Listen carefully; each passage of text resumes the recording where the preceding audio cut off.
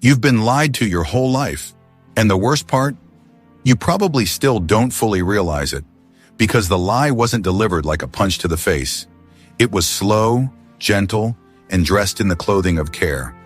It began the moment you first walked into a brightly lit classroom, holding a backpack almost too big for your small frame. A smiling adult told you they were here to teach you, to prepare you for life, to help you become the best version of yourself. You believed them. We all did. What they didn't tell you, what no one ever tells you, is that the real purpose of most schooling is not to teach you how to think. It's to teach you how to obey. Think about it. In those first few years, the lessons weren't really about reading or math. They were about structure. Sit in your seat. Raise your hand before speaking. Ask permission to go to the bathroom. Line up when the bell rings. Don't talk when the teacher's talking. These aren't bad in themselves. Any group needs order to function. But the deeper message was clear. Authority decides what is important, and your role is to follow. This wasn't education. It was conditioning.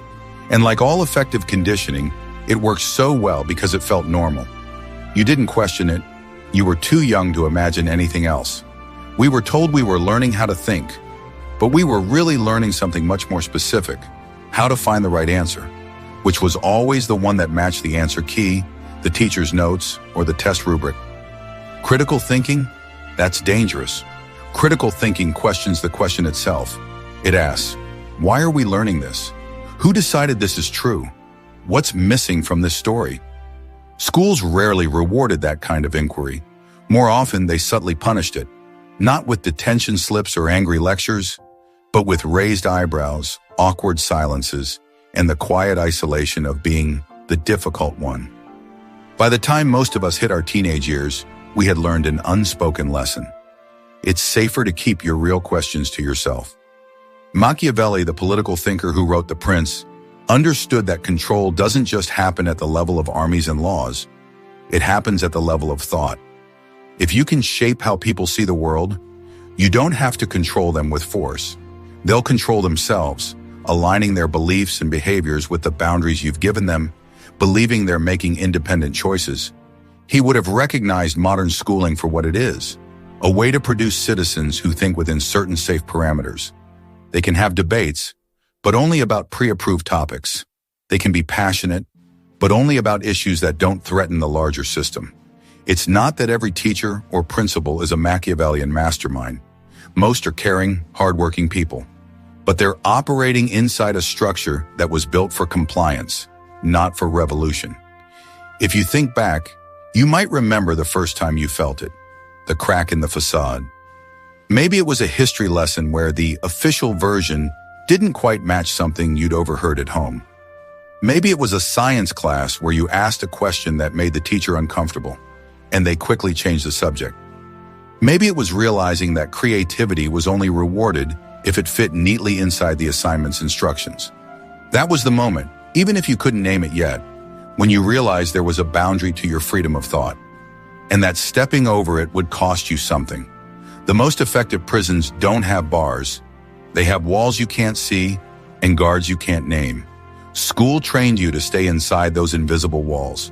The guards weren't people, they were habits. The habit of looking for authority's approval. The habit of doubting your instincts.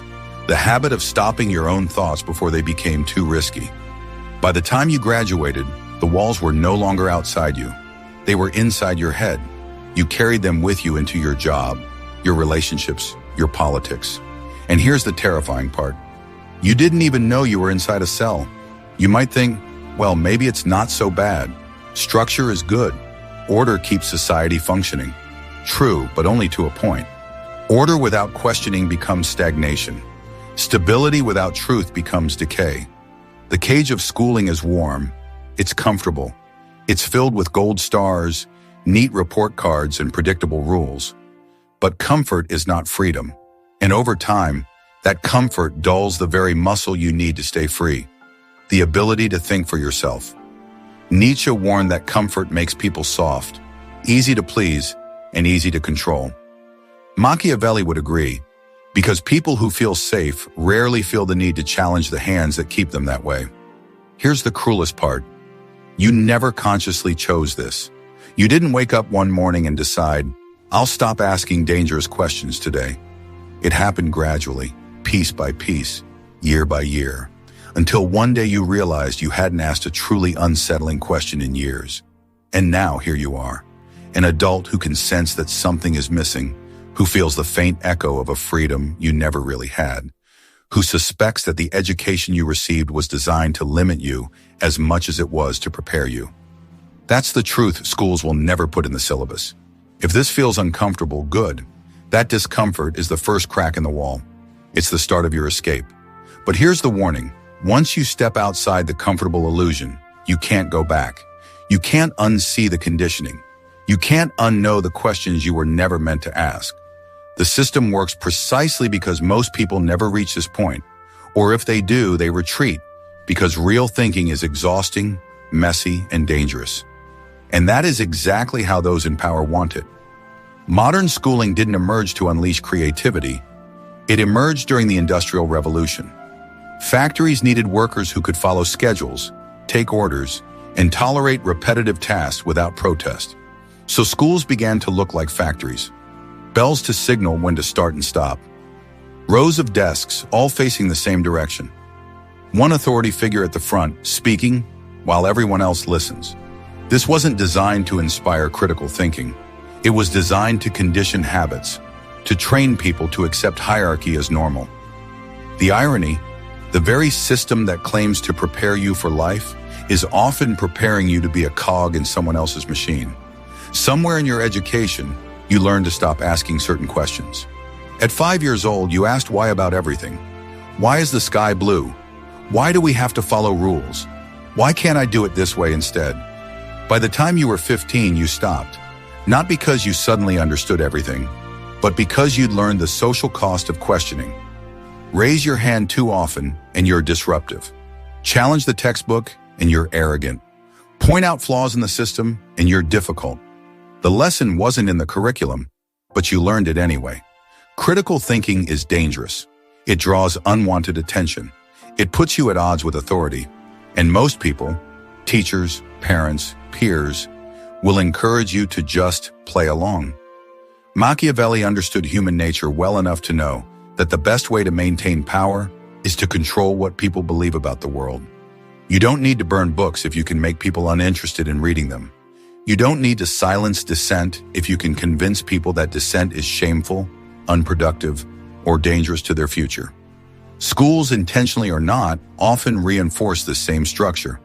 They teach you there's a right answer, and it's whatever the authority says it is. Once you accept that, you stop looking for truth and start looking for approval. Here's the dangerous part. The system is so well designed that you can leave school thinking you're smart. You can memorize dates, formulas, and definitions.